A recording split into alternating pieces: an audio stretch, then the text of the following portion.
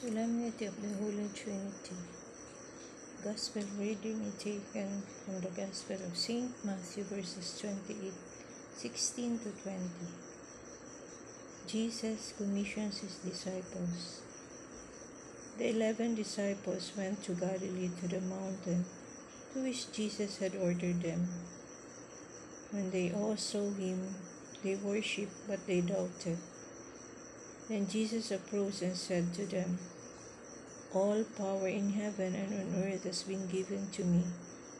Go therefore and make disciples of all nations, baptizing them in the name of the Father, and of the Son, and of the Holy Spirit, teaching them to observe all that I have commanded you.